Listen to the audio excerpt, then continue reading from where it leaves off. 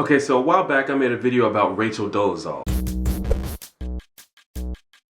which, if you don't know, is a lady who made headlines a few months ago for being a person who was born white yet was passing as black in her community. In that video, I argued that the concept of being transracial is incoherent because race is not a thing. And I repeat that phrase many times in the video, race is not a thing. And I think it kind of confused people because I guess it's kind of an ambiguous thing to say. And if I'm being honest, I think the main reason that I even chose that phrase for the video is because it just kind of sounds funny to me. And I guess I sort of expected people to get what I meant, which many of you did, to be fair. But I don't think I did a very good job of describing what makes something a thing. So in reality, there's probably a more eloquent way to describe what I wanted to describe. But instead of trying to come up with a funny catchphrase, let's discuss it with some depth. First of all, it needs to be clear that race has no biological or taxonomic significance. This is the scientific consensus. We all belong to one species and one race, the human race. Like, you know, we have the ability to look at and compare the DNA of different groups. That's a thing we actually can do and have done. And there's just no genetic difference between people of different races. The literal only thing we use to determine race is how people look. And how we physically look is a tiny, insignificant, minuscule part of what makes us up genetically. It just happens to be the thing that we notice first in everyday life, which is unfortunate. I encourage you all to watch the race episode of The Eyes of Nye if you want to hear this discussed by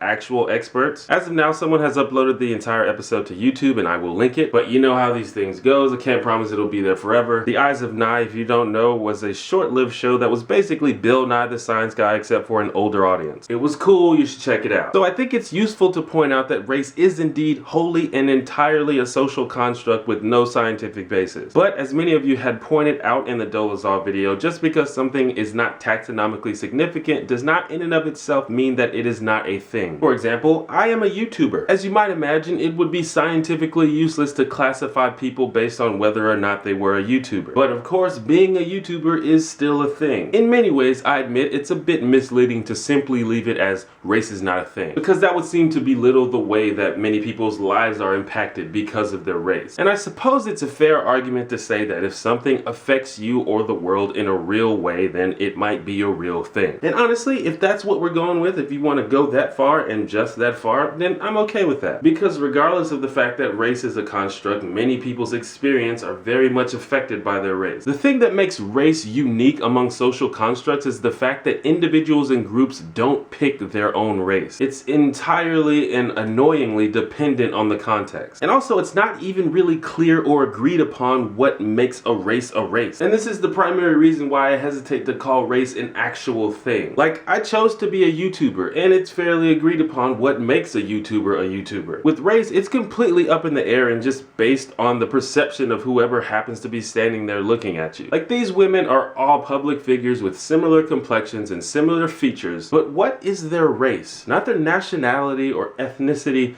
but their race. What is it? Are they all different races? How do we determine it? It's such a useless way to categorize people. The thing about it is, I bet some of you are familiar with one or more of these women, and you might even know their background. So maybe some of you are like, well, yeah, everybody knows that Rosario Dawson is Latina. But what I think we tend to do is conflate race with other things like ethnicity and culture and cultural identity, which I would say are more of an actual thing. A weird thing about racial terms is that almost all of them are ethnic terms in disguise. Like, if someone happens to look a certain way, we'll call them Asian, even if they've never been to Asia or they don't participate in Asian culture. Ethnicity consists of things like your nationality, your language, your ancestry, and your culture. And it has very little, if anything, to do with what you look like. For example, these three Americans would generally be considered to be different races because they look different. But as you may or may not know, all of them are Cuban Americans. Another thing we often get confused with race is cultural identity, and I think this is what Rachel Dolezal got confused. Now, it's no secret that ancient geographical isolation and varying distances from the equator has resulted in specific groups sharing certain physical characteristics, like skin color. And also, it's not surprising that people who live in the same area may share the same culture. The fact that they may look similar is a mere correlation. It is not causative. So when we say something like black culture, we're acknowledging a culture that developed in an area where there were a lot of dark-skinned people. We're not saying that there is some unique characteristic that black people share that resulted in a specific type of culture. Speaking of which, people in America of African descent, who usually have dark skin because Africa is close to the equator, have a unique history because of the transatlantic slave trade. And this has led to very real consequences for those people that still exist today. The socioeconomic disadvantages that black Americans have faced since their arrival in the Americas also play a huge role in shaping culture. For example, this is likely the reason that religion plays a huge role in black culture in America. It's also probably the reason why certain sports like basketball are popular among young black Americans, because you don't need much money or equipment or space to play it, among other reasons, I'm sure. But what I want you to take from this is that outside of the fact that other people judge people based on how they look, how you look has nothing to do with how you behave or how your culture is. It's correlated, but it doesn't cause it. It has no direct bearing on anything. Now, because of the ease at which humans can now travel and relocate, cultures have mixed and people from different ethnic groups can become exposed to and participate in other cultures, which is why we have Sri Lankan rappers and Asian restaurants in the UK. Behaviors and traits and culture are related, and one of the ways they are related is they all have nothing to do with what you look like. The only thing that makes race significant is the fact that people continue to judge and discriminate and treat people differently based on their physical characteristics, which, as we've discussed,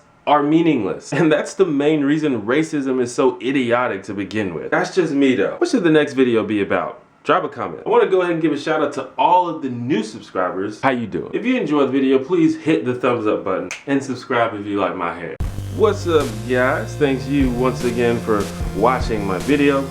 Just here to tell you that I am on all the social medias. If you have social media, follow me on the social medias. I got the Twitters, I got the Facebooks, I got the Tumblrs. There should be a link in the description and there should be annotations on the screen. Thanks for watching. I'll see you next time.